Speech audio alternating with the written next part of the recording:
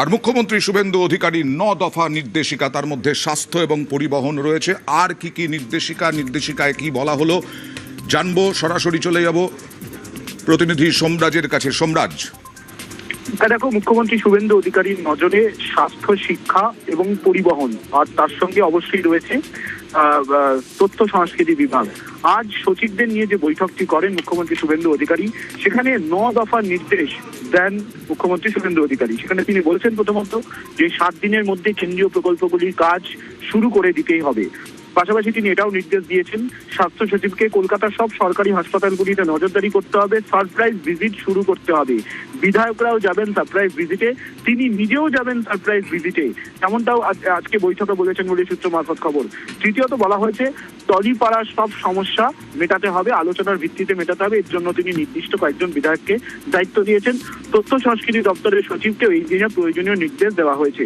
চতুর্থত জনস্বাস্থ্য কারিগরি দপ্তরের টেন্ডার নিয়ম মেনে করতে হবে।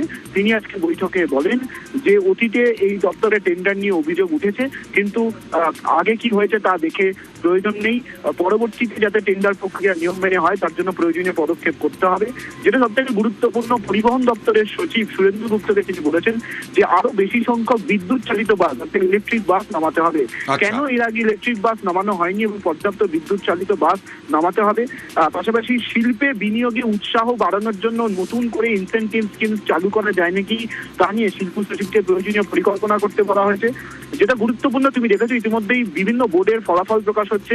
মুখ্যমন্ত্রী শুভেন্দু অধিকারী আর শিক্ষা সচিবকে বলেছেন যে অনলাইনে ভর্তি প্রক্রিয়া দ্রুত শুরু করতে হবে এবং পোর্টালের মাধ্যমেই ভর্তি প্রক্রিয়া করতে হবে, তেমনটাই নির্দেশ শিক্ষা সচিবকে দিয়েছেন।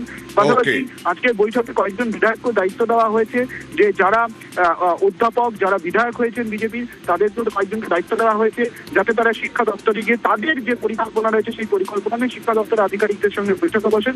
এছাড়াও বলা হয়েছে যে বিএসএফ কে জমি দ্রুত দিতে হবে। তুমি জানো 45 দিনের টার্গেট ইতিমধ্যেই দিয়েছিলেন মুখ্যমন্ত্রী শুভেন্দু অধিকারী। আজকেও ভূমি ও ভূমি রাজস্ব দপ্তরকে উদ্দেশ্য করে তিনি বলেন যে বিএসএফ কে জমি দ্রুত দিতে হবে, কোনো রকম টালবাহানা করা যাবে না।